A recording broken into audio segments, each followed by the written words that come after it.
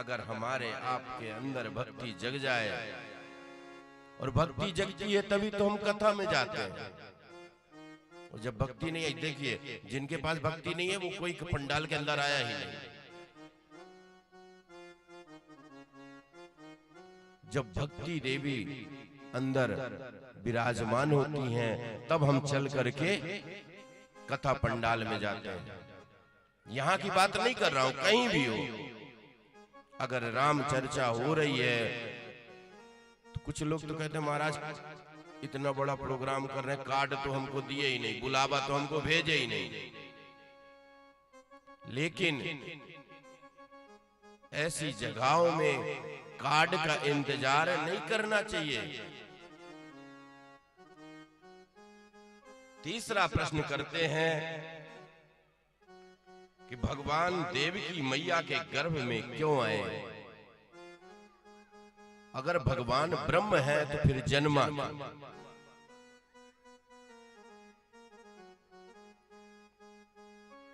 सूत जी बताते हैं कि अगर भगवान आए तो भक्त के बुलाने पर आए। भक्त जब भगवान को बुलाता है, एक बार नारद जी की भगवान नारायण से बहस हुई थी इस बात में।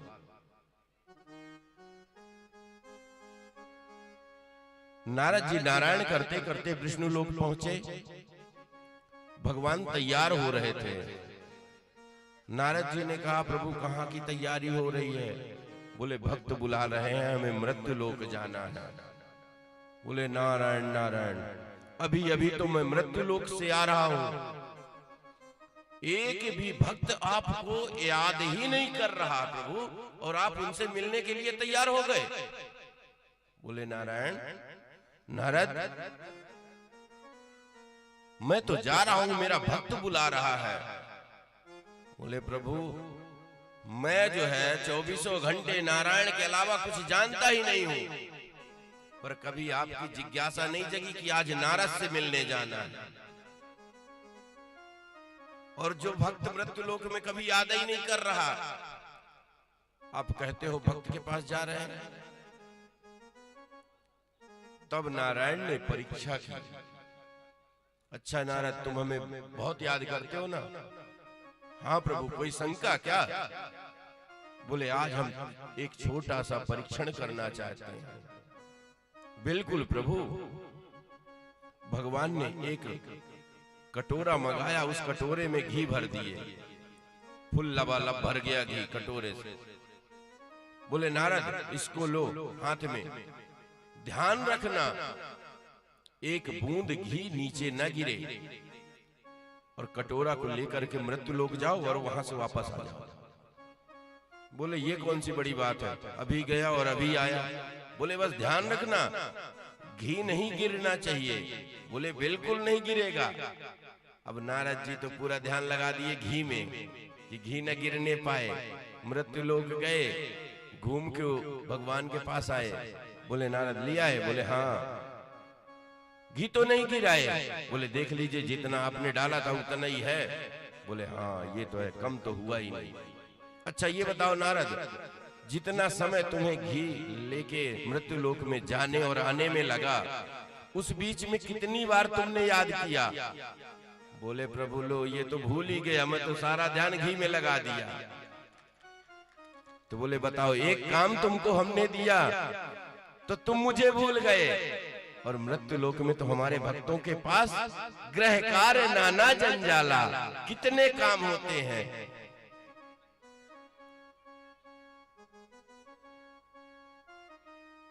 तो भगवान भक्त के बुलाने पर ही आए।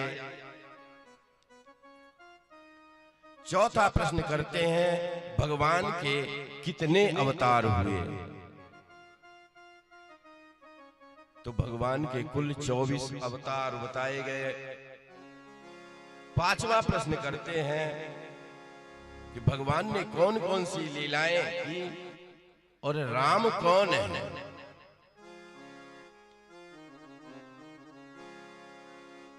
राम एक ब्रह्म है। छठवां प्रश्न करते हैं कि धर्म किसकी शरण में गया। सूत जी बताते हैं कि धर्म भगवत जी में ही विलीन हो गया।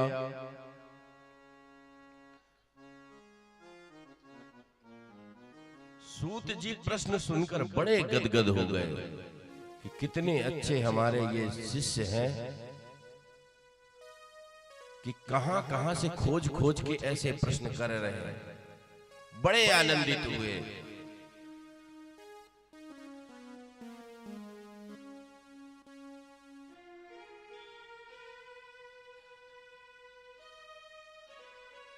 नारद जी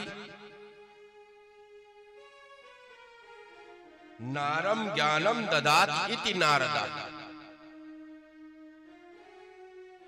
हमारे ब्रज में कहते हैं कि जिसकी बात कभी रद्द न हो उसे कहते हैं नारद। नारद, जिसकी कभी कोई बात रद्द न हो वो है नारद। और नारद जी का काम क्या है?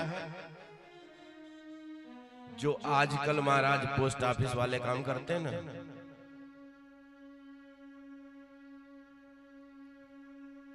मतलब बंद हो गया, अब तो ये चलने लगा, सब ऑनलाइन वाला जमाना आ गया।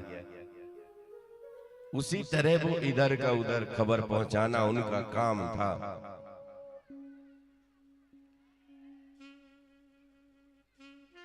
एक बार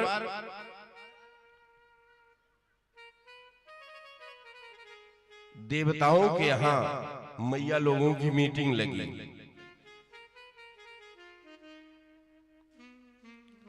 बोले बताओ, हम लोगों में सब में कुछ न कुछ खटपट हो ही जाती है। अगर दिन बीता तो रात में कुछ न कुछ खटपट हो जाएगी, पर भोले बाबा के यहां कोई खटपट नहीं होती।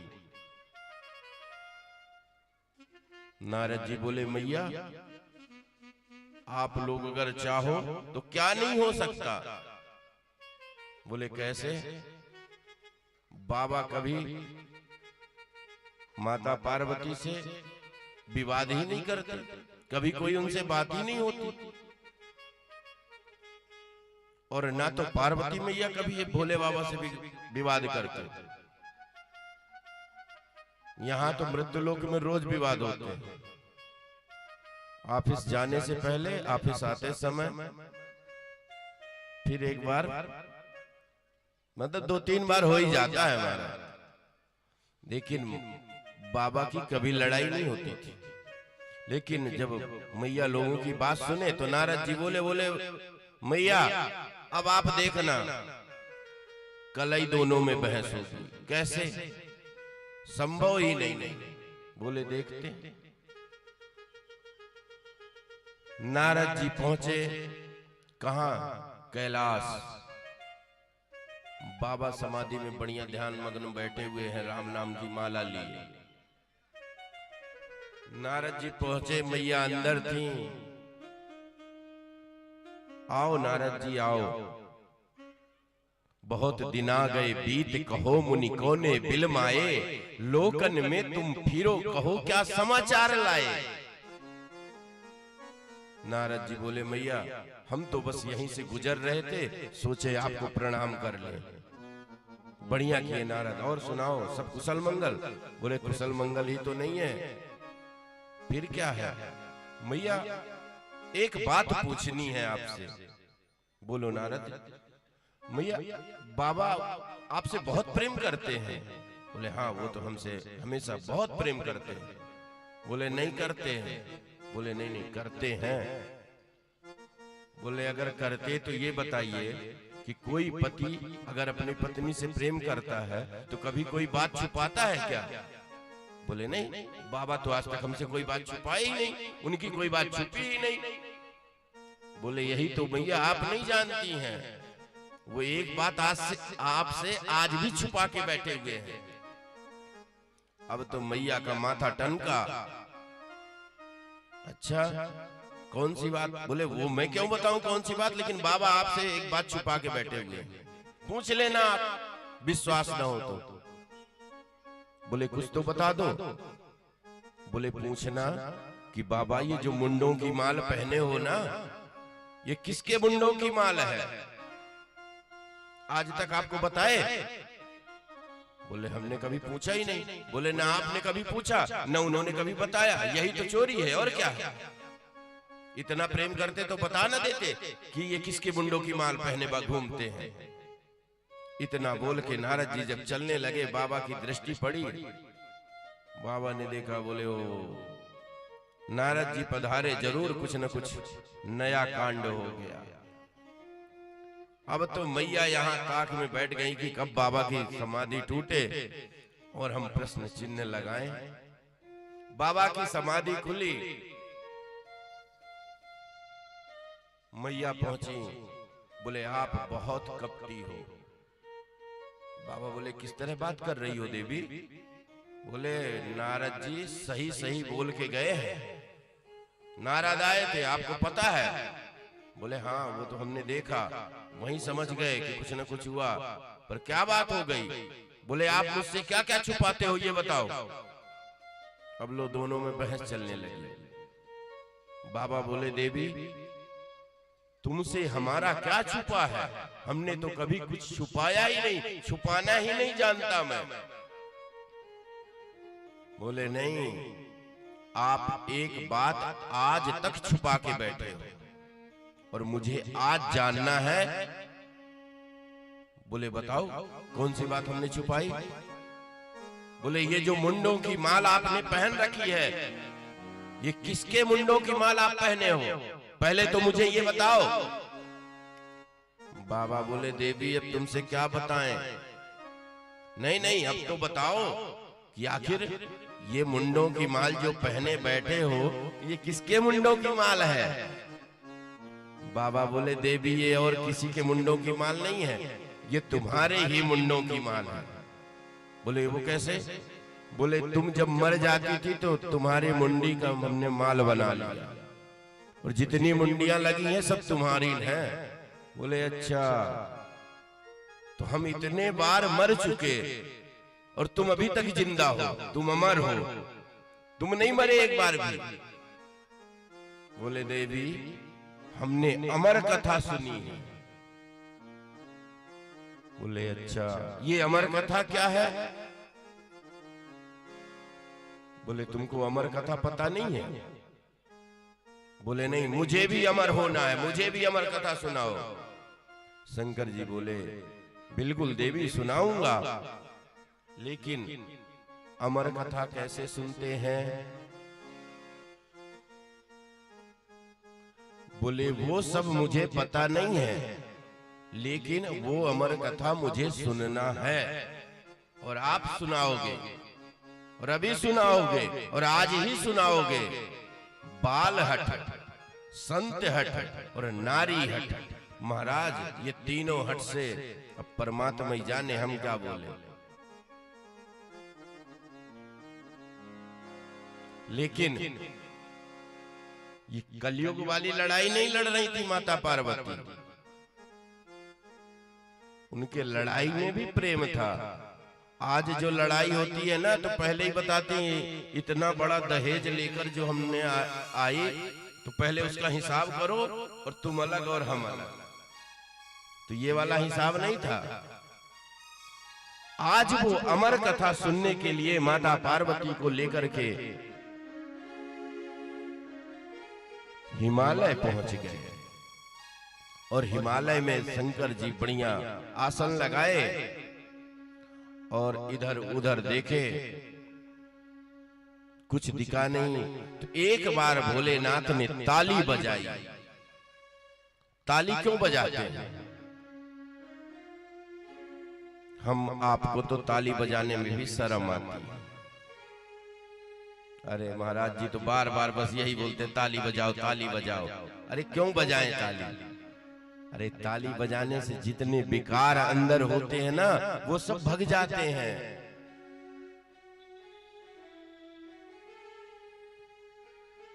बाबा ने एक बार ताली बजाई और जब ताली बजाई तो ताली की आवाज जैसे ही निकली तो जितने इधर उधर पक्षी बैठे थे सब तुरंत अपना अपना स्थान छोड़ के भग गए। माता पार्वती सन्मुख बैठी, बोले देखो देवी, कथा तो मैं जरूर सुना रहा हूं, पर ध्यान रखना, जब मैं कथा सुनाता हूं तो मैं ध्यान मग्न हो जाता हूं, तो मुझे ये पता चले कि तुम कथा सुन रही हो। बोले हाँ, आपको पता चलेगी कि मैं कथा सुन रही हूं। बोले तुम हुंकारी देते रहना। बोले हाँ, हम देते रहेंगे। कथा प्रारंभ हुई और वहीं जहां शंकर जी बैठे कथा श्रवण कराने के लिए, उसी के पीछे एक तोते का अंडा फूटा हुआ पड़ा हुआ था। कथा प्रारंभ हुई, मैया हुंकारी भरती गई। कथा चलते चलते चलते कथा जब पूरी होने ही वाली थी कि उसी समय कुछ विद्वान लोग कहते हैं कि मैया को निद्रा आ गई। अरे मैया को निद्रा कैसे आ जाएगी? वो तो स्वयं आदि शक्ति है, जगत जननी है, उसको निद्रा कैसे आएगी? वो भाव विभोर हो गई और हुंकारी देना बंद कर दी। जब हुंकारी देना बंद कर दी और वो अंडा कथा के बीच में ही जुड़ गया, उसमें से एक तोते का बच्चा छोटा सा निकल गया। देखा मां भाव विभोर हो चुकी है, हुंकारी देना बंद कर दी। तो जब बाबा कथा श्रवण करा रहे हैं तो वो तोता मां की आवाज में हुंकारी देने लगा। कथा पूरी भई और बाबा ने कहा, बोलिए वृंदावन बिहारी लाल की जय। जैसे ही जयकारा लगा, माता ध्यान से जगी। फिर क्या हुआ प्रभु? इसके आगे क्या हुआ? बोले इसके आगे क्या हुआ? कथा तो हमने पूरी सुना डाली। बोले आपने पूरी सुना डाली? बोले हाँ। तुम्हारा ध्यान कहाँ था देवी? बोले महाराज मैं क्षण भर के लिए ध्यान में चली गई, मुझे कुछ होश ही नहीं रहा, भाव विभोर हो गई। बोले अच्छा, तो फिर ये हुंकारी कौन दे रहा था? बाबा पलट कर देखे, वो तोता का बच्चा बैठा हुआ था। बाबा ने देखे, देखते ही बोले अच्छा, तो ये हुंकारी दे रहा था। कथा सुना कोई बात नहीं, लेकिन कथा को छुप करके सुनना ये पाप का काम है। इसने छुप करके चोरी से कथा को श्रवण किया, अपराधी हो गया। बाबा ने तुरंत त्रिशूल निकाला और उसको मारने के लिए त्रिशूल छोड़ दिए। और जब त्रिशूल छोड़े, वो छोटा सा बच्चा उस हिमालय से उड़ करके भगा। पीछे पीछे त्रिशूल और आगे आगे वो तोते का बच्चा जा रहा है। अब बाबा का त्रिशूल है, प्राण दंड तो अवश्य मिलेंगे, लेकिन तोता भगते भगते कहां पहुंच गया? वेद व्यास जी के। वेद व्यास त्रिशूल से पूछे कि तुम रुके क्यों? त्रिशूल ने बताया, बाबा वो तो अंदर प्रवेश कर गया मां के गर्भ में। अब अगर मैं अंदर वार करता हूं तो एक नहीं दो हत्याएं लगेंगी।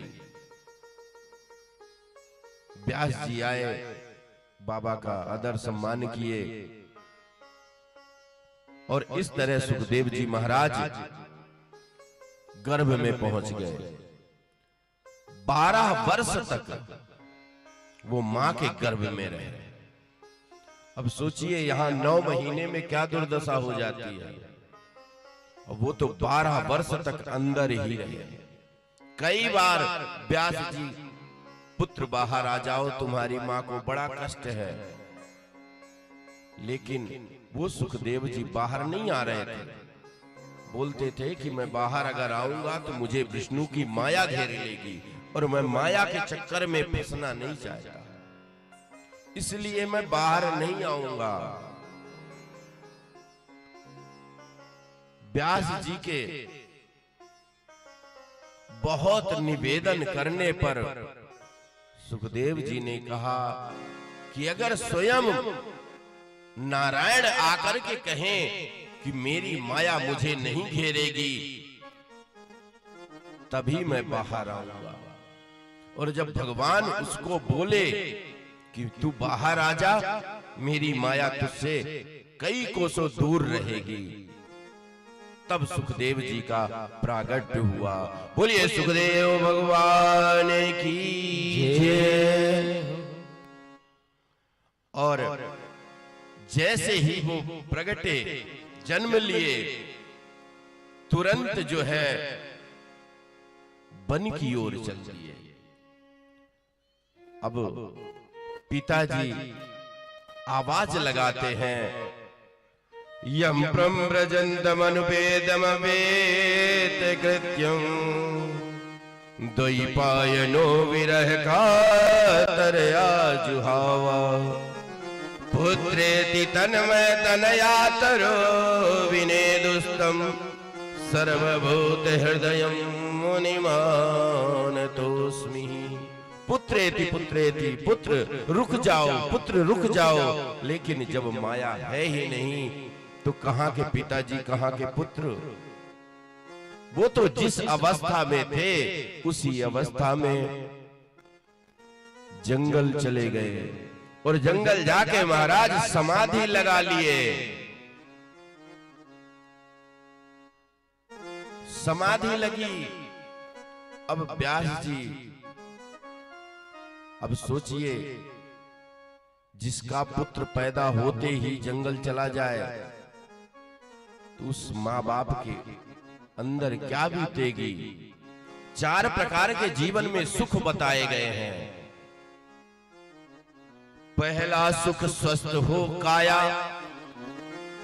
अगर अपना शरीर स्वस्थ है तो बड़ा अच्छा सुख मिलता है। पहला सुख स्वस्थ हो काया। दूसरा सुख घरे हो माया। कुछ संपत्ति भी घर में होनी चाहिए। अब सुखी तो है पर भरण पोषण नहीं कर सकते तो महाराज सब बेकार है। तो पहला सुख स्वस्थ हो काया, दूसरा सुख घरे हो माया, तीसरा सुख पतिव्रत नारी और चौथा सुख पुत्र हो आज्ञाकारी।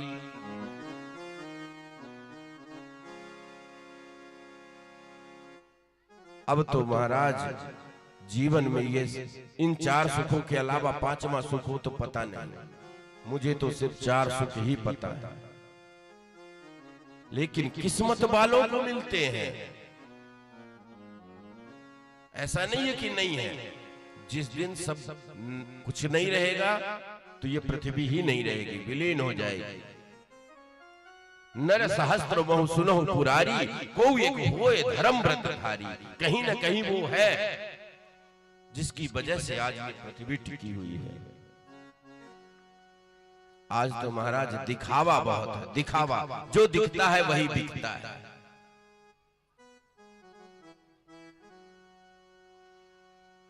पहले की शादियां होती थी, पिताजी लोग गए, पसंद कर लिए, शादी हो गई। आज तो जब तक लड़का लड़की न मिल ले तब तक शादी नहीं करना है। और जो इस तरह की शादियां करता, लड़ाई उन्हीं के यहां ज्यादातर होती है। क्योंकि माँ बाप अपने बच्चे का कभी अनभल नहीं करते, कभी बुरा उनके बारे में नहीं सोचते।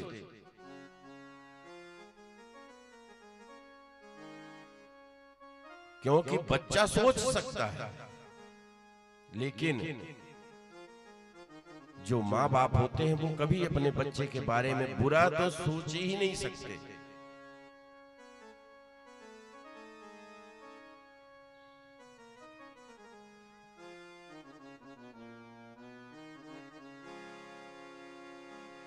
अब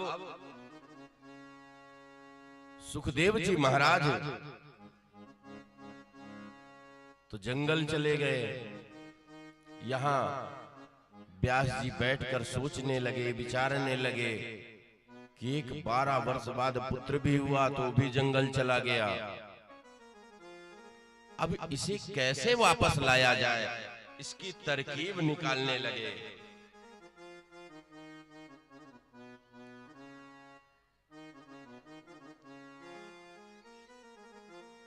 सूत जी कहते हैं ये तो विधि का विधान है। सूत जी ने शिष्यों को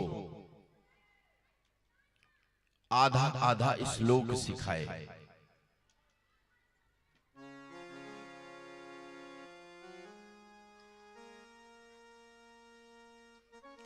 अब जो है वो शिष्य सूत जी के वेद व्यास जी के जो शिष्य थे, जाते हैं और बोलते हैं कि उसी के सामने इस श्लोक का उच्चारण करना।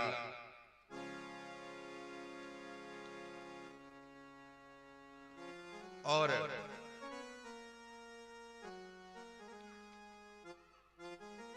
आज वो शिष्य गए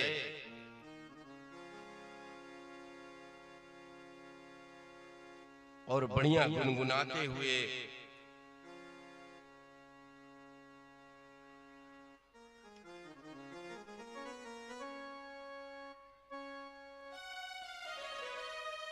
व्यास जी महाराज दुखी हैं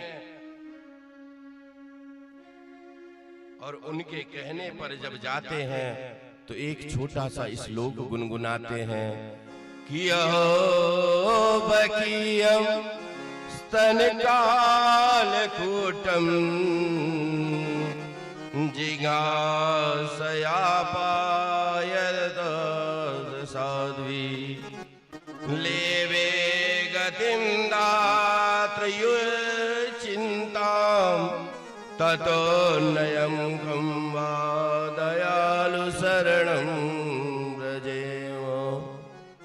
अहो वकीयम स्तन कालकूटम, ऐसे दयालु हैं कि जो पूतना अपने स्तनों में कालकूट विष लगा करके आई थी, उस पूतना को भी ठाकुर जी ने यशोदा मैया की गति प्रदान करी। तुरंत सुखदेव जी की समाधि खुली और दौड़े। इसके आगे क्या है, इसके आगे सुनाओ। तुरंत जो है शिष्यों ने कहा देखो अगर इसके आगे आपको जानना है तो आपको अपने पिताजी के पास जाना पड़ेगा। सुखदेव जी तुरंत दौड़े और व्यास जी के गोद में आके बैठ गए। पिताजी मुझे भी उस कथा को सुनना है, उस परमात्मा को जानना है। लेकिन व्यास जी धर्म अर्थ काम मोक्ष परीक्षण करने के लिए पहले सुखदेव जी को कहां भेजे? विदेह राज जनक के यहाँ। जनक जी के यहाँ जाओ और यहाँ जनक जी को बोल दिए कि हमारे पुत्र की अच्छे से परीक्षा ले लो। सुखदेव जी गए जनक जी के दरवाजे में खड़े रहे। मंत्री थे, मंत्रियों से उन्होंने कहा जाओ महाराज बता दो कि व्यास नंदन मैं सुखदेव राजा से मिलना चाहता हूं। लेकिन राजा का आदेश था कि सुखदेव जी की परीक्षण करना है। तुरंत मंत्रियों ने कहा खड़े रहो, अभी हमारे राजा साहब के पास समय नहीं है। वो खड़े रहे। एक दिन बीता, 2 दिन बीता, 3 दिन बीता, 4 दिन बीता, 5 दिन खड़े रहे।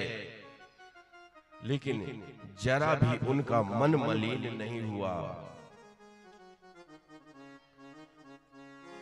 क्योंकि भागवत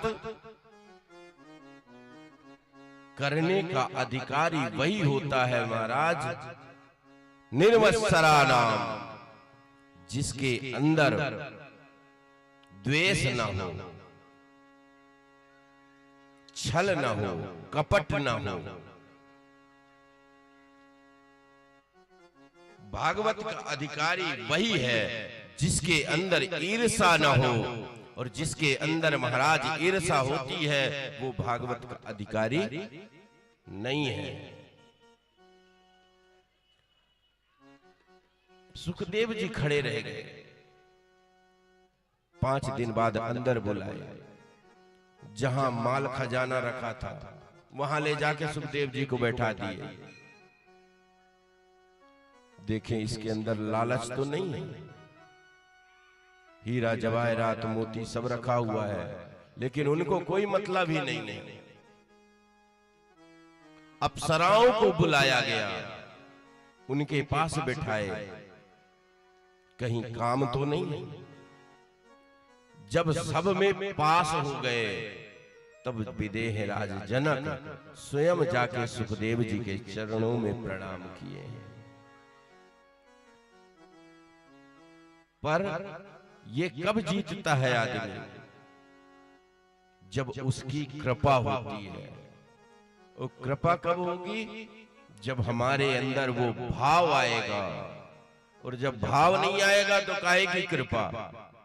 एक बघेलखंड में कहावत कहते हैं, आप लोगों को पता होगा, कि जैसे ठकुरो देनी दिया वैसे लिहा आशीष।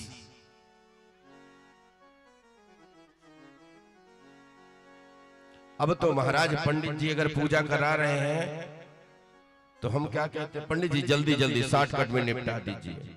तो हमने कहा 60 कट में निपटाइए, उन्होंने तो 80 कट में निपटा दिया।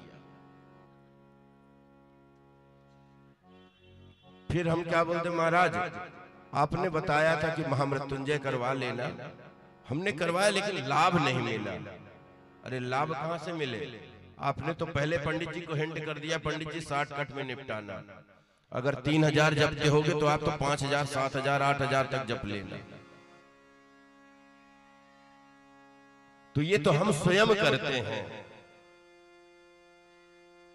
कंचन तजना सहज है, सहज प्रिया,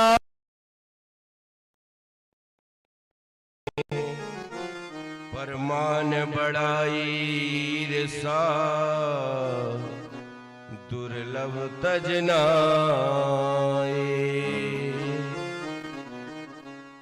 भक्त कहता है, जो भक्त होगा उसे अपने भगवान पर विश्वास होगा, तो वो कहता है क्या कि छाई काली घटाएं तो क्या,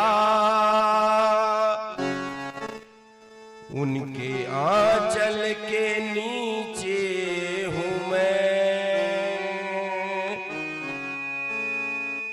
आगे आगे वो चलती मेरे, अपनी श्यामा की क्या बात है, राधा रानी मेरे साथ है, फिर डरने की क्या बात है। राधा रानी मेरे साथ है, और डरने की क्या बात है। राधा रानी मेरे साथ है, फिर डरने की क्या बात है। राधा रानी मेरे साथ है,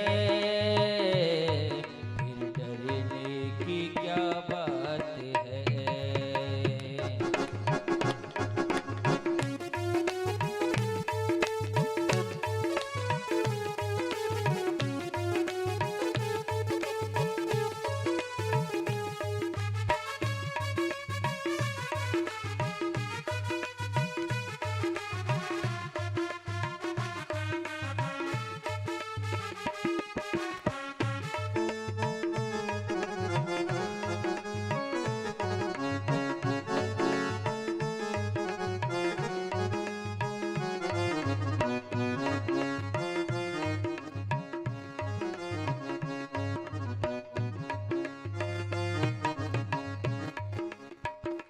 तेरी करुणा का वर्णन करूं, तेरी करुणा का वर्णन करूं। मेरी वाणी में वो दम नहीं, मेरी वाणी में वो दम नहीं। तेरी करुणा का वर्णन करूं, मेरी वाणी में वो दम नहीं। तेरी करुणा का वर्णन करूं, मेरी वाणी में वो दम नहीं। जब से तेरा सहारा मिला, अब सताए कोई गम नहीं। जब से तेरा सहारा मिला, अब सताए कोई भी नहीं। करती ममता की बरसात है, मेरी श्यामा की क्या बात है। करती ममता की बरसात है, मेरी श्यामा की क्या बात है।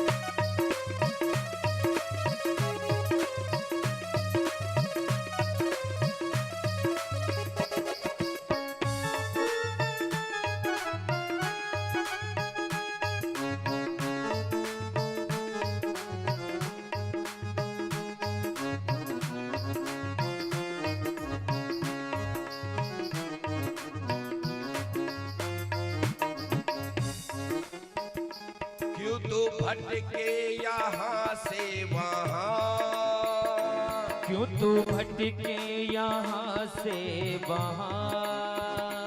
इनके चरणों में आ बैठ जा, इनके चरणों में आ बैठ जा।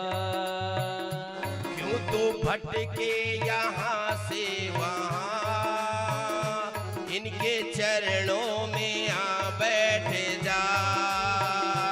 क्यों तू भटके यहाँ से वहाँ, इनके चरणों में आ बैठ जा। छोड़ स्वार्थ के नाते सभी, राधा रानी से नाता बना। छोड़ स्वार्थ के नाते सभी, राधा रानी से नाता लगा। ये कराती मुलाकात है, मेरी श्यामा की क्या बात है। ये कराती मुलाकात है, मेरी श्यामा की क्या बात है। रानी मेरे साथ है, फिर डरने की क्या बात है। ओ राधा रानी मेरे साथ है, और डरने की क्या बात है।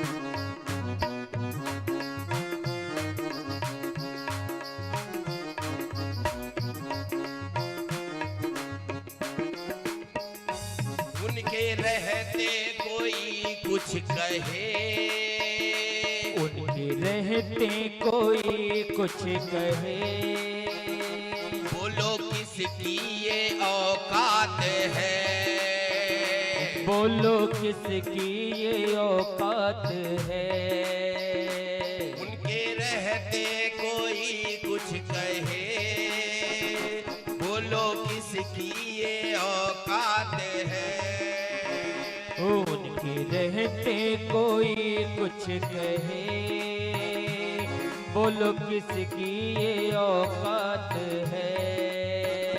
राधा रानी मेरे साथ है, फिर डरने की क्या बात है, राधा रानी मेरे साथ है, और डरने की क्या बात है।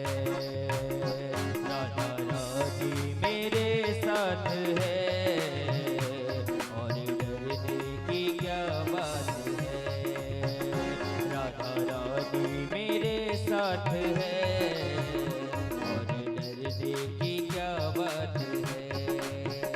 राधा रानी मेरे साथ है, और डरने की क्या बात है, और डरने की क्या बात है, और डरने की क्या बात है, और डरने की क्या बात है। जय जय श्री राधे श्याम। फिर से लगता है आवाज चली गई। कल से भैया एक माइक वहां भी लगा देना, क्योंकि आवाज नहीं आती ना। भैया लोग बोलते, भैया लोग इतना तेज बोल देते हैं कि लगता है कि माइक में बोल रहे हैं, यहाँ तक आवाज आती है। लेकिन भैया लोग जो फुलाहार कर करके आई है ना, इनकी आवाज ही नहीं निकलती महाराज। तो जिस पर कृपा उसकी होती है ना, उसका कोई कुछ नहीं कर सकता। सूत जी कहते हैं ये तो विधि का विधान है। एक बार परीक्षित के पुत्र थे जन्मेजय। महाभारत में कथा आई है। जब राजा जन्मेजय को कथा सुना रहे, व्यास जी कथा सुना रहे थे, तो उनको कोढ़ लग गया, कोढ़ निकल आया।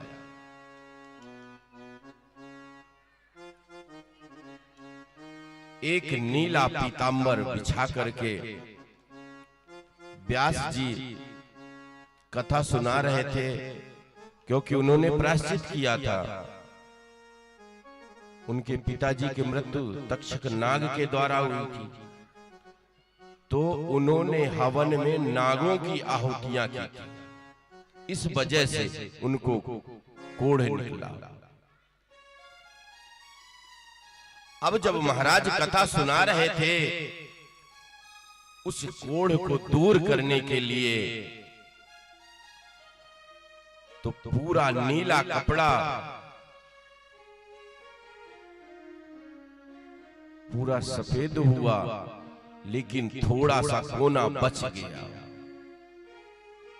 तब व्यास जी ने कहा, तुम्हारे अंदर अभी भी कोई शंका है। वो शंका क्या है,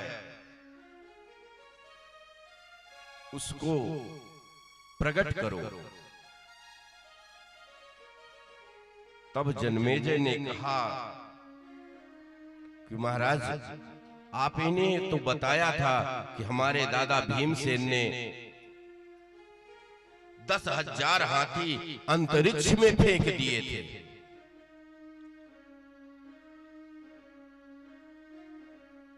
लेकिन आज तक मुझे एक भी नहीं दिखा। यही शंका है कि कहीं आप झूठ तो नहीं बोल दिए। तब व्यास जी ने कहा, देखना चाहते हो? बोले, हाँ हम महाराज, हम देखना चाहते हैं। तुरंत व्यास जी ने अपने तपोबल से वायु को रोक दिया। और जब वायु को रोका तो महाराज ऊपर से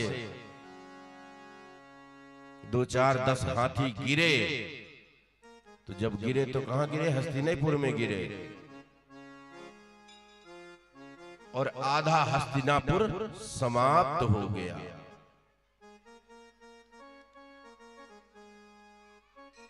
इसके बाद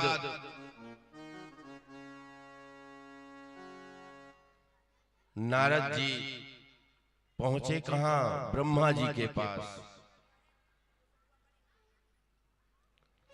ब्रह्मा जी सृष्टि के रचयिता है।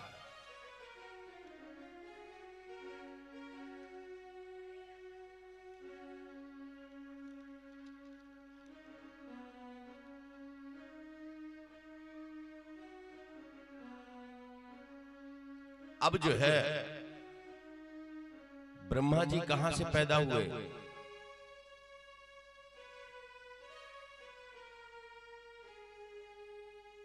भगवान के नाभि से कमल निकला। पहले यहां कुछ नहीं था, जल ही जल था, जलमग्न थी पृथ्वी। नाभि से कमल निकला और कमल से ब्रह्मा जी का प्रागट्य हुआ। ब्रह्मा जी जब निकले तो देखे तो कुछ चारों ओर उनको कुछ दिखा नहीं। चारों दिशाओं में देखे, उनके 4 मुख हो गए।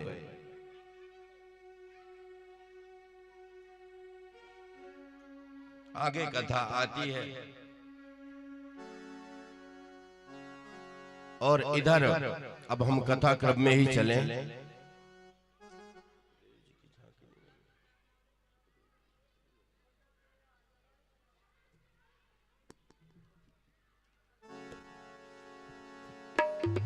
अब जो है ब्रह्मा जी जब प्रकट हुए, चारों ओर देखे, उनको कुछ नहीं दिखाई दिया, 4 मुख हो गए।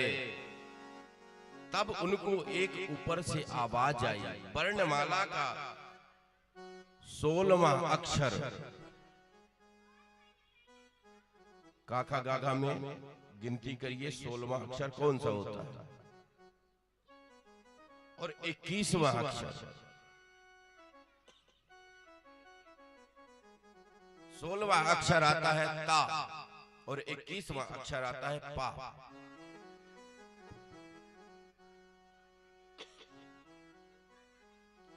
ता और पा सुनाई दिया, तप करो।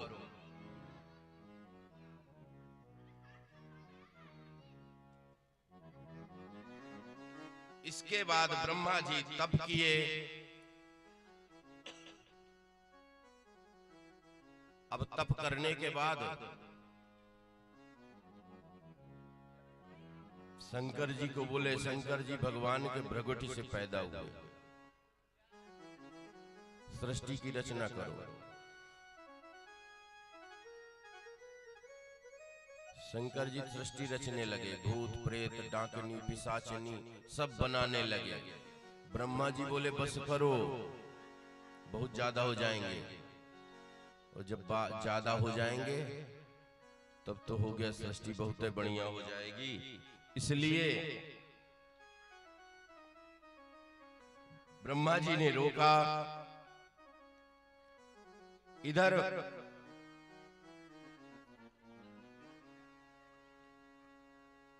महाभारत का जब युद्ध हुआ,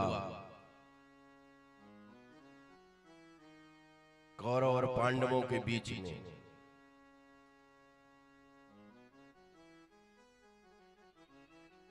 परीक्षित का जन्म कैसे हुआ वो बताता हूं। जब युद्ध हुआ तो महाराज भीमसेन ने दुर्योधन की जंघा तोड़ दी थी। वहीं युद्ध स्थल पे पड़ा था दुर्योधन। दुर्योधन का मित्र था अश्वत्थामा। आया, अपने मित्र की गति को देखा, दुर्दशा को देखा, बड़ा दुखी हुआ।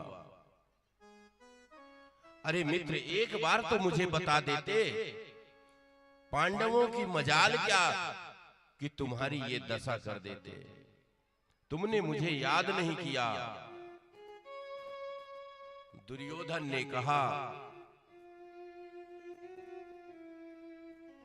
भैया ये मेरी दुर्दशा सबको समाप्त करने के बाद भीम ने की है। अर्जुन बड़ा चालाक था। जब दुर्योधन भगवान के पास गया था ना, तो भगवान के सर तरफ बैठ गया था, जहां भगवान का सिर होता ना, सिर के तरफ बैठा था। और अर्जुन गए थे तो पैर तरफ बैठे थे। दुर्योधन से भगवान ने कहा, कहो दुर्योधन क्यों आए हो? तो दुर्योधन ने कहा, प्रभु मैं आपकी ये जो चतुरंगनी सेना है ये लेने आया हूं, मुझे ये चाहिए। दुर्योधन सोचा कि अगर मैं सेना ही ले जाऊंगा तो अर्जुन के पास तो कुछ बचेगा ही नहीं। भगवान तुरंत दे दिए। दुर्योधन मुस्कुराते हुए चल दिया। अर्जुन से जब पूछे, अर्जुन तुम क्या चाहते हो? तो अर्जुन ने कहा कि मैं तो सिर्फ अपने माधव को चाहता हूं। आप अगर मेरे साथ हैं तो मुझे किसी बात की चिंता ही नहीं। बोले अर्जुन देखो, ये युद्ध का मामला है, मैं रहूंगा तो तुम्हारे साथ, पर एक मैंने भी संकल्प लिया है। क्या? रथ हाकब और दांव बताओ, पर शस्त्र गहब न हाथ उठाओ। ना तो मैं किसी के ऊपर हाथ उठाऊंगा, सिर्फ तुम्हारा सारथी बनूंगा, तुम्हें रास्ता बताऊंगा। लेकिन अगर तुम सोचो कि मैं किसी के ऊपर हाथ उठाऊंगा तो मैं नहीं उठाऊंगा, मैं शस्त्र को हाथ ही नहीं लगाऊंगा। अर्जुन ने कहा मुझे मंजूर है, बस आप तो रहो। और वही सारथी अर्जुन के जो है भगवान बने। युद्ध हुआ। युद्ध में दुर्योधन की जब दुर्दशा हुई तो मित्र से देखा नहीं गया। अश्वत्थामा ने कहा, मित्र तुम चिंता मत करो, मैं अभी जाता हूं, तुरंत उन 5 पांडवों का सर काट करके तुम्हारे पास लाता हूं।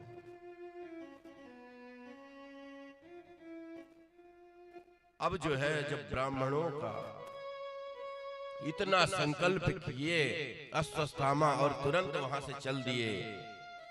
अब भगवान की माया देखिए, उसी दिन ठाकुर जी 5 पांडवों को कहीं दूर ले गए। रात्रि में वो 5 पांडवों के 5 पुत्र जो लेटे हुए थे, मस्त गहरी नींद में सो रहे थे। अश्वत्थामा गया, सोचा ये 5 पांडव ही सो रहे हैं, अगर जगा देता हूं तो फिर से युद्ध करने लगेंगे, मैं निद्रा अवस्था में ही इनके सर काट लेता हूं।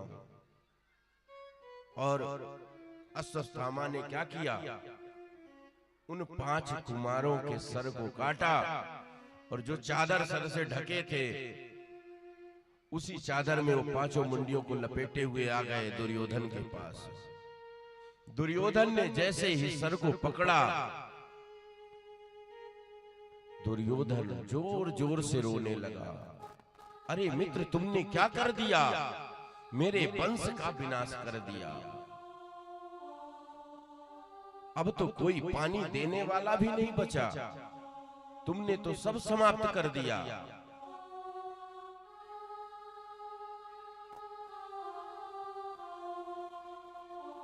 देखे तो वो 5 पांडवों के पुत्र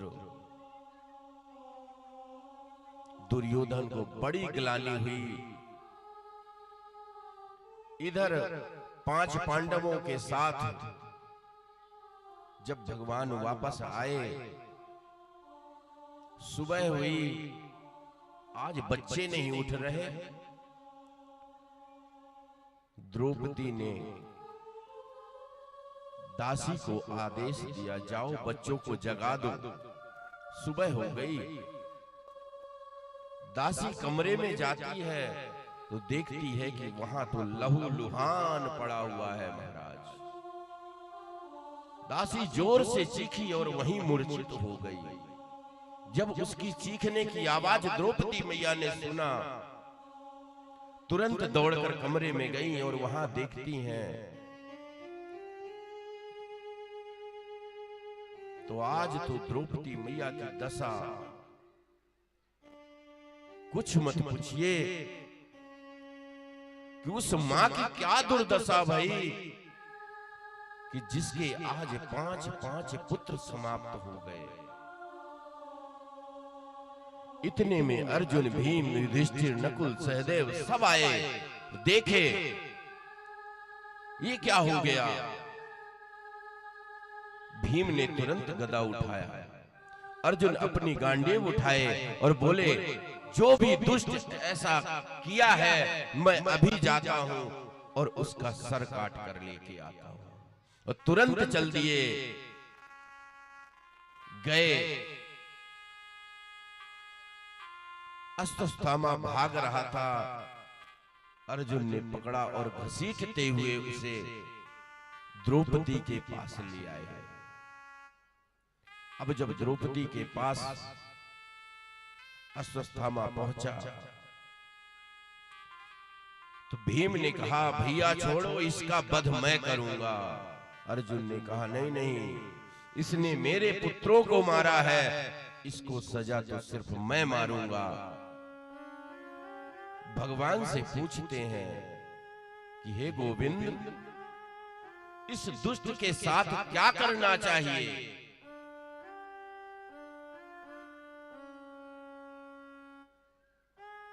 आज ठाकुर जी मुस्कुराते हुए कहते हैं, अर्जुन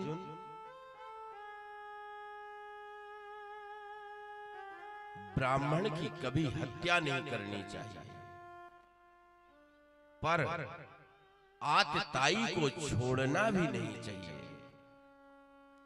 अर्जुन को कुछ समझ में नहीं आया। बोले, माधव साफ साफ कहो, क्या कहना चाहते हो। इधर कहते हो कि ब्राह्मण की हत्या नहीं करनी चाहिए, उधर कहते हो आतताई को छोड़ना नहीं चाहिए, तो क्या करूं। और जैसे ही अर्जुन गांडीव उठाए उसको समाप्त करने के लिए, तुरंत द्रौपदी मैया ने पकड़ लिया। बोले, आप ये क्या कर रहे हो। वो भी किसी माँ का बेटा है, वो भी आपके गुरु माँ का बेटा है। जिस तरह मैं विलाप करती हूं उसी तरह इसके न रह जाने पर इसकी माँ विलाप करेगी। फिर इसमें और आप में क्या अंतर रह जाएगा।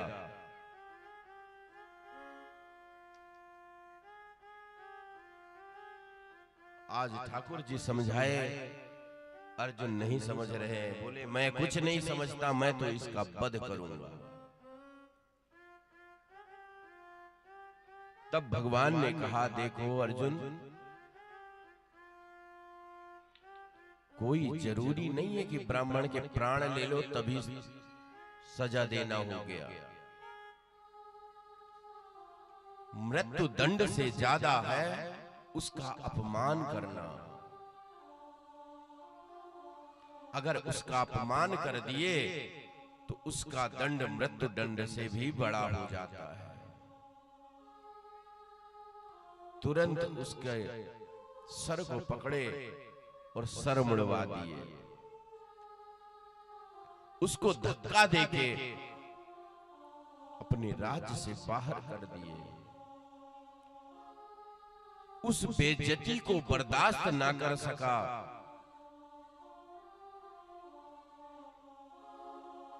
तो अश्वत्थामा ने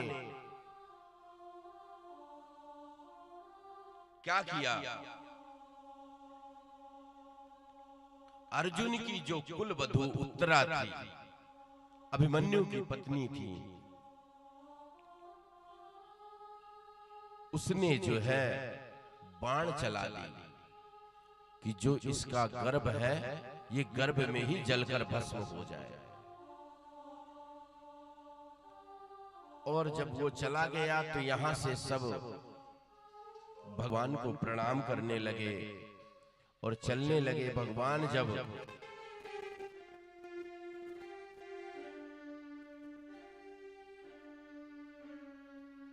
बोले आज जिसको जो मांगना है मांग सकते हो। सबने अपनी अपनी बात रखी और जैसे ही कुंती मैया की बारी आई तो महाराज इतने में क्या दिखा कि वो उत्तरा दौड़ती हुई आई और भगवान के चरणों में गिर गई। प्रभु बचाओ। भगवान ने तुरंत उठाया। क्या हुआ? बोले मेरे गर्भ में जो है ऐसा लग रहा है आग लगी हुई है, इसकी रक्षा करो प्रभु। भगवान तुरंत समझ गए और उत्तरा के गर्भ में उस शिशु की रक्षा किए भगवान। इसके बाद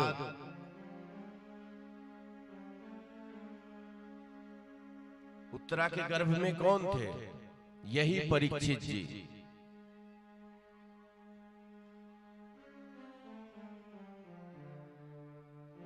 और जब ये दृश्य कुंती माता ने देखा तो आज जो है कुंती माता ने 26 श्लोकों में स्तुति की है भगवान ठाकुर जी की। और जब भगवान चलने लगे तो बोले बुआ अब तुम कुछ मांग लो, क्या चाहती हो? तो कुंती ने सिर्फ कहा, बोले लाला मैं तुझे सब जानती हूं, तुझे मैं देख ली, तू क्या है, मुझे कुछ नहीं चाहिए। नहीं बुआ कुछ तो मांग, कुछ तो मांग ले। तब कुंती बुआ कहती है कि लाला अगर देना ही चाहता है तो एक छोटी सी विनती है, बोलो बुआ। अगर देना चाहते हो तो लाला संसार की जितनी सारी विपत्तियां हैं वो मुझे दे दो। अब आप में से बताओ कोई विपत्ति मांगेगा क्या भगवान से? लेकिन कुंती माता ने विपत्ति मांगा। ठाकुर जी ने कहा बुआ अभी तक तो तू कष्ट ही कष्ट भोगती रह गई, जब तेरे सुख की बारी आई तब तू विपत्ति मांग रही है। बोले लाला अगर विपत्ति रहती है तो तू साथ रहता है, और विपत्ति नहीं रहती तो तू भी छोड़ कर जा रहा है, इसलिए विपत्ति ही मुझे चाहिए। दुख में सुमिरन सब करे, सुख में करे न कोई, यदि सुख में सुमिरन करे तो दुख काहे को होय।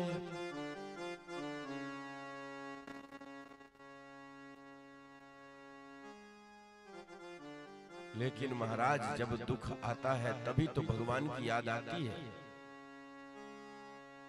और जब सुख ही है तब तो सब भूल जाता है, कुछ याद नहीं रहता। इधर भगवान जो है पांचों पांडवों के साथ कहां चल दिए? भीष्म पितामह शेष सैया पर, उसमें बाणों की सैया पर पड़े हुए हैं, इंतजार कर रहे हैं अपने गोविंद का कि कब आएगा, क्योंकि उनका संकल्प था कि जब उत्तरायण में सूर्य आएंगे तब मैं अपने प्राण त्यागूंगा। और आज जब पांचों पांडवों और ठाकुर जी सभी वहां कुरुक्षेत्र में पहुंचे, भीष्म पितामह बाणों की सैया पर लेटे हैं, सब गए। और जैसे ही दृष्टि भीष्म पितामह की कन्हैया पर पड़ी, तुरंत मुस्कुरा दिए।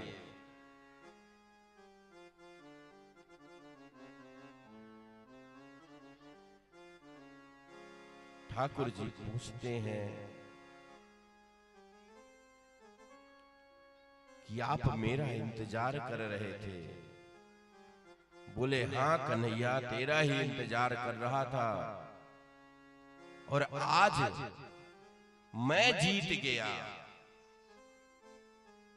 वो कैसे दादाजी?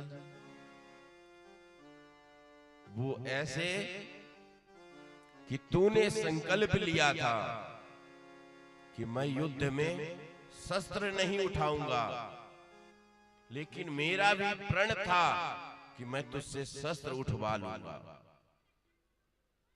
वो मैं उठवा लिया। और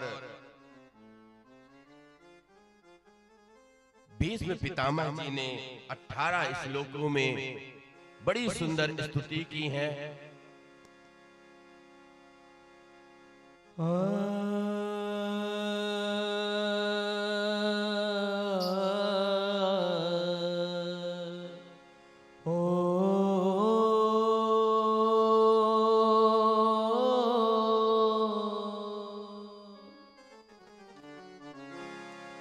इतिमत रूप कल पिता बितृष्णा, इतिमत रूप कल पिता बितृष्णा, भगवती शाश्वत पोंग विभूमि, स्वसुप मुपे गते क्वचिंग बिहर तो, स्वसुप मुपे गते क्वचिंग तुहर तो, प्रकृति मुपे यद भवा प्रवाह, इतिमत रूप कल पिता बितृष्णा,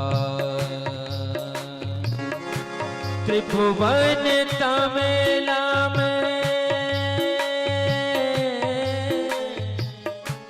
त्रिभुवन तमिला में तमाल वर्णम, रवि कर गौरव बरम ददाने, पपुलर ककुला प्रतान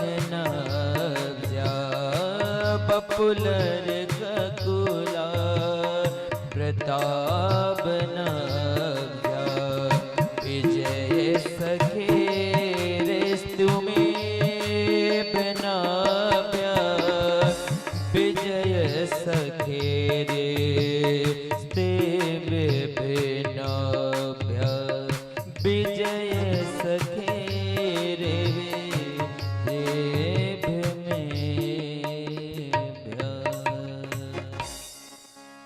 सुंदर स्तुति की। इसके बाद आज जब ठाकुर जी हमारे कन्हैया पूछते हैं कि दादा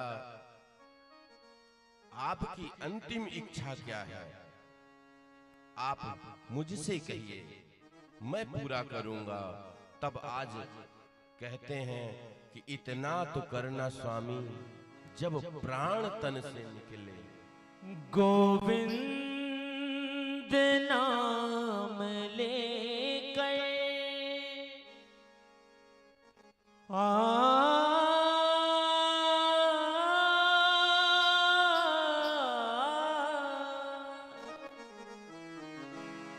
इतना तो करना स्वामी, जब प्राण तन से निकले, इतना तो करना स्वामी, जब प्राण तन से निकले। गोविंद नाम लेकर, गोविंद नाम लेकर, जब प्राण तन से निकले, इतना तो करना स्वामी, जब प्राण तन से निकले।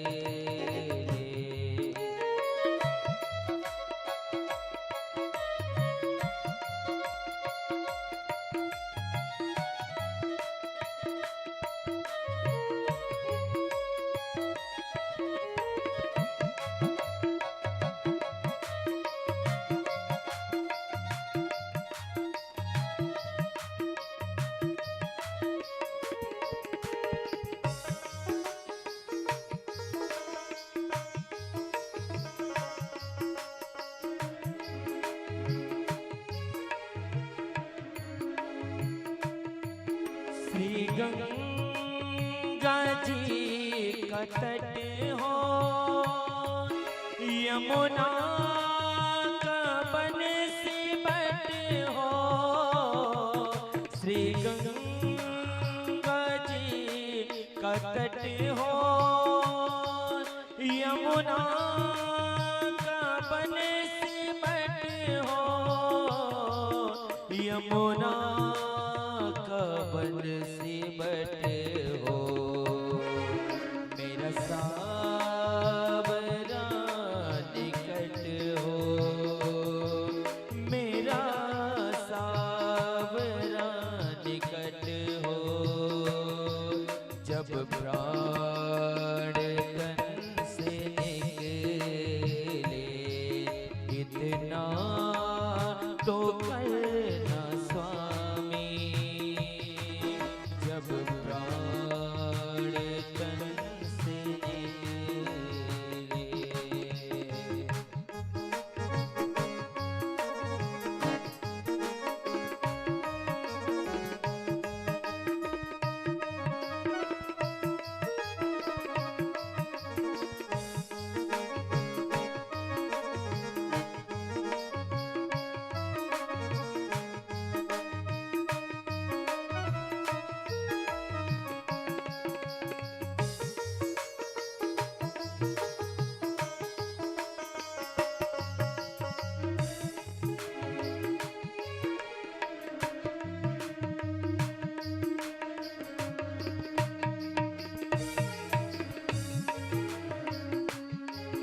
उस वक्त जल्दी आना, नहीं शाम भूल जाना।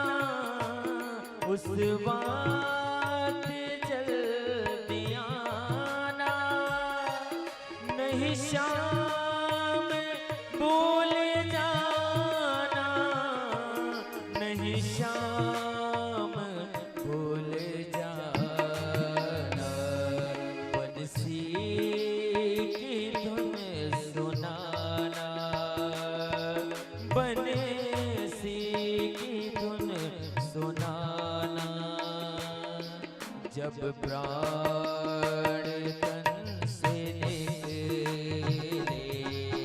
इतना तो करना स्वामी, जब प्राण तन से निकले।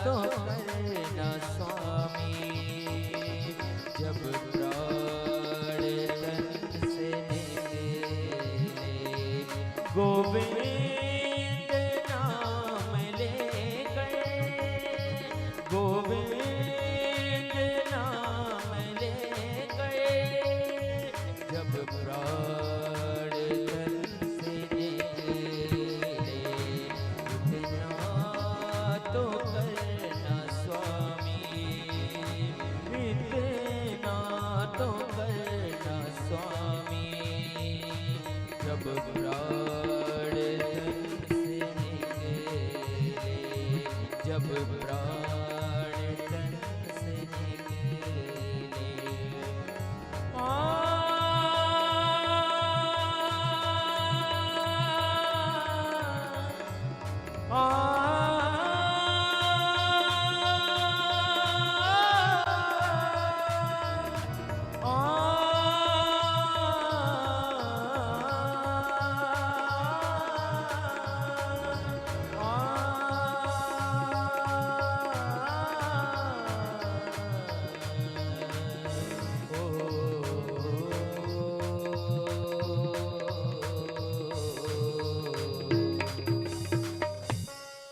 जय जय श्री राधे।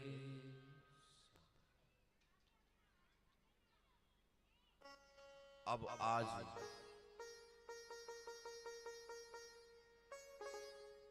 भगवान सब वापस आए, लेकिन भगवान अर्जुन को लेकर के द्वारिकाधीश चले गए। अब द्वारिकापुरी गए तो 7 महीने अर्जुन साथ में रहे। 7 महीने बाद जब अर्जुन वापस आ रहे थे तो रास्ते में कुछ भील लोग मिले।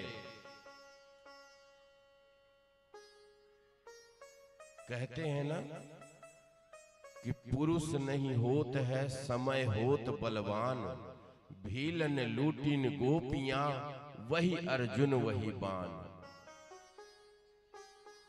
आज जब अर्जुन आए तो उनका चेहरा उतरा हुआ है, मुख मलिन है। युधिष्ठिर ने पूछा, अर्जुन तुम्हारा मुख मलिन क्यों है? तुम आज कन्हैया को छोड़कर आ रहे हो, इसलिए तुम्हारा मुख उदास है, चेहरे में ताजगी नहीं है। कुंती मैया दौड़ कर आई। अर्जुन महाराज आज यदुवंशियों का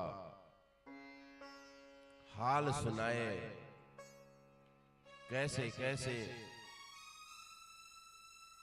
सबका संहार हो गया। तब जो है जैसे ही ये खबर लगी तो युधिष्ठिर ने तुरंत परीक्षित जी को सत्ता पर बिठाए और द्रौपदी को लेकर के स्वर्गारोहण करते हुए हिमालय यात्रा करते करते अंत में परम धाम को प्राप्त हो गए। अब यहां तो परीक्षित महाराज राजा बन गए। एक दिन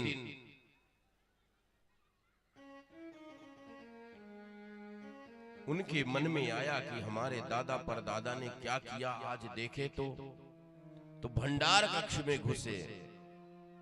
जब वहां गए तो एक उन्हें सोने का बड़ा सुंदर मुकुट दिखाई पड़ा।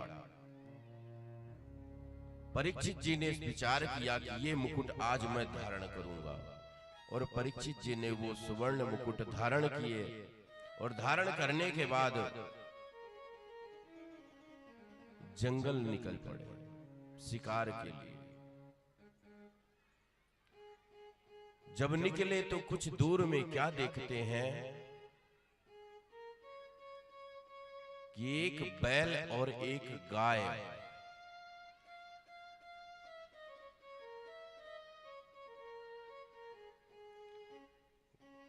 तीन पैर बैल के टूटे हुए हैं, एक पैर है और एक काला काला कोई पुरुष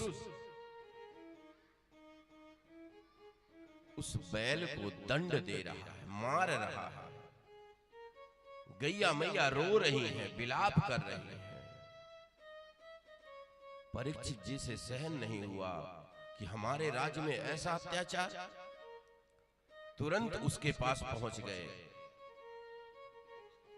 भैया तुम कौन हो और ये क्या कर रहे हो? इनको मार क्यों रहे हो? तब वो जो काला काला पुरुष था वो कोई और नहीं था। कौन था? कलयुग। बोले प्रभु मैं कोई साधारण पुरुष नहीं हूं। फिर क्या हो? कलयुग हूं। क्या चाहते हो? इन्हें दंड क्यों दे रहे हो? छोड़ो इन्हें। कलयुग ने कहा आप यहां के राजा हो, आप ही मुझे कुछ ऐसा स्थान दे दो जहां मेरे रहने योग्य हो, मैं चला जाऊंगा। तुरंत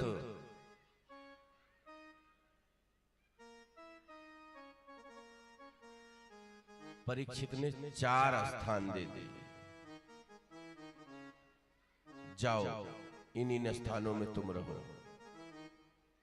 कौन कौन से स्थान दिए थे पता है आपको? जहां जुआ खेला जाता है, जहां जुआ होता है, वहां कलयुग निवास करता है। जहां मदिरा पान होता हो, मदिरालय शराब बिकता है, शराब पीते हैं लोग बाग, वहां कलयुग रहता है। जहां हिंसा होती है वहां कलयुग निवास करता है। और जहां लंपट लोग रहते हैं वहां कलयुग का निवास। 4 स्थान दे दिए।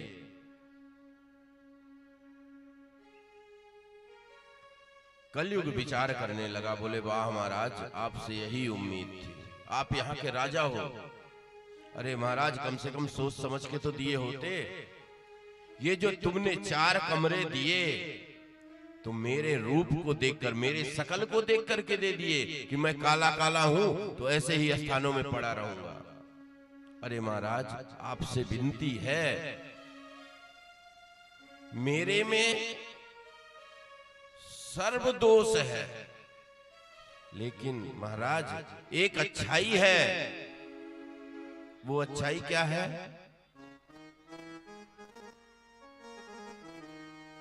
कलयुग केवल नाम आधारा। कलयुग में अगर कोई नाम ले लेता है तो महाराज तत्काल उसका सुना जाता है। तो कम से कम एक अच्छाई के लिए कोई एक अच्छा कमरा तो दे दो।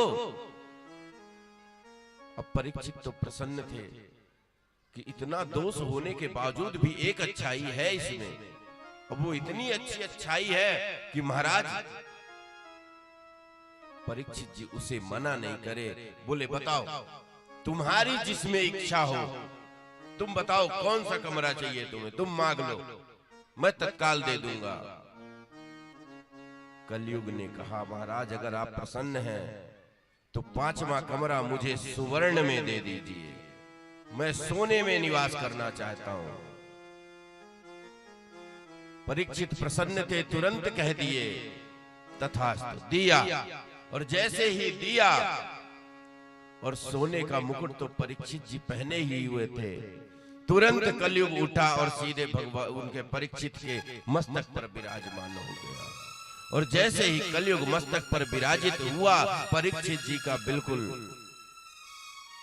अब तो दिशा ही भ्रमित हो गए, दिमाग काम करना बंद कर दिया।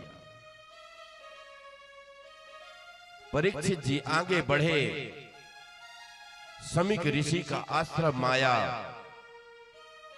समीक जी माला में बैठे हुए थे। परीक्षित जी पहुंचे, प्यास लगी थी। आश्रम में आवाज लगा रहे, कोई है, मुझे प्यास लगी है, पानी दे दो, जल पिला दो। लेकिन वो तो संत थे, ध्यान में थे, माला लिए। लेकिन अब कलयुग बैठा हुआ है महाराज, माइंड काम नहीं किया। परीक्षित को क्रोध आया, अरे इतना बड़ा मैं राजा, इससे पानी मांग रहा हूं और ये मुझे ध्यान दिखा रहा, माला दिखा रहा है। रुक, अभी मैं तेरी खबर लेता हूं। अपने बाण से एक मरा हुआ सर्प पड़ा था, उस मरे हुए सर्प को बाण से उठाए और समीक के गले में फंसा दिए। अब जब गले में फंसाए और वहां से चल करके अपने महल घर आए,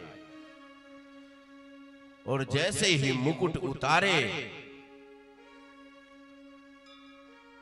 तुरंत उनको याद आया, अरे राम राम राम राम, मुझसे तो बड़ा अपराध हो गया, मैंने तो संत का अपमान कर दिया।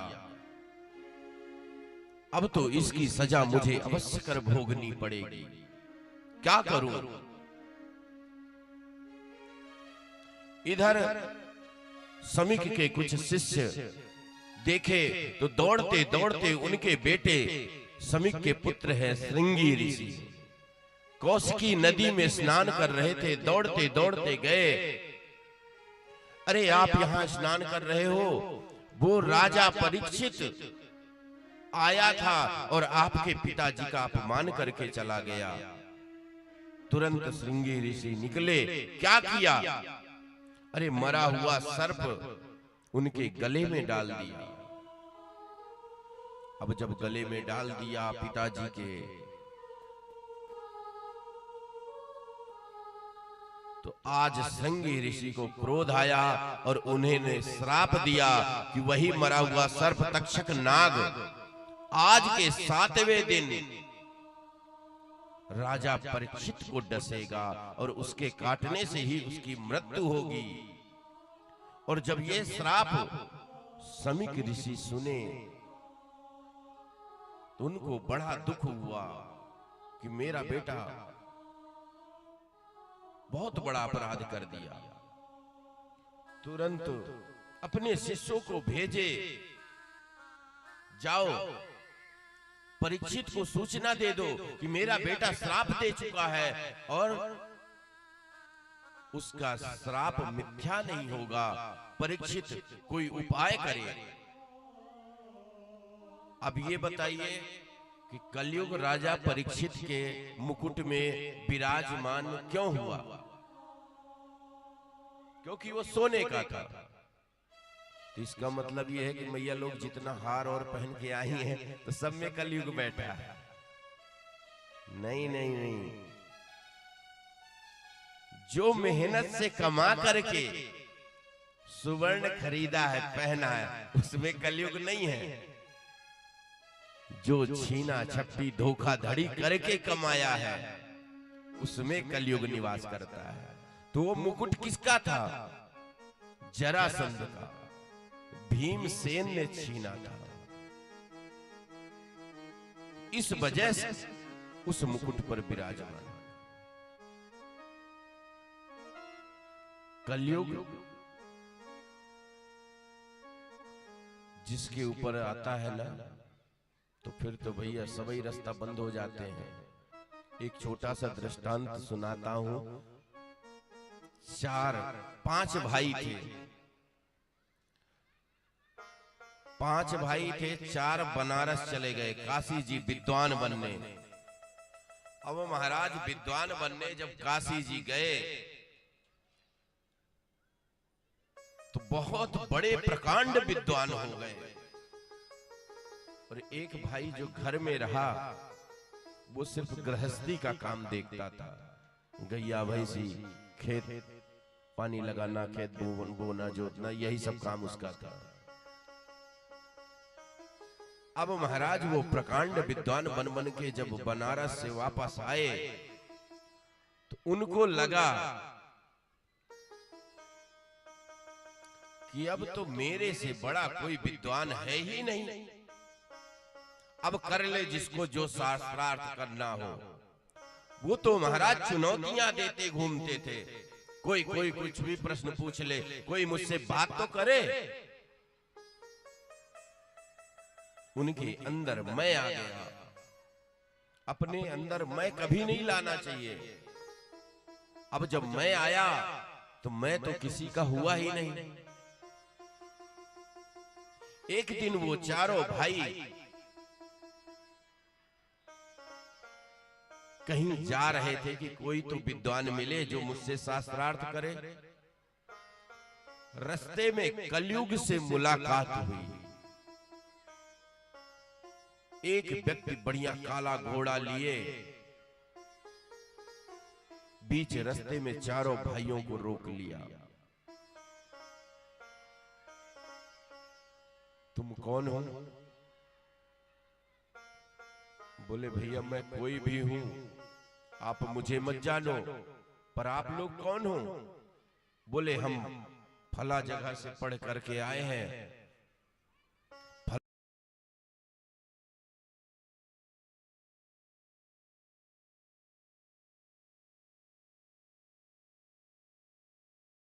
काले काले हो और काला घोड़ा भी है, तो तुम इसमें सवारी करते हो तो शोभा घोड़े की भी जाती है और तुम्हारी भी खत्म हो जाती है।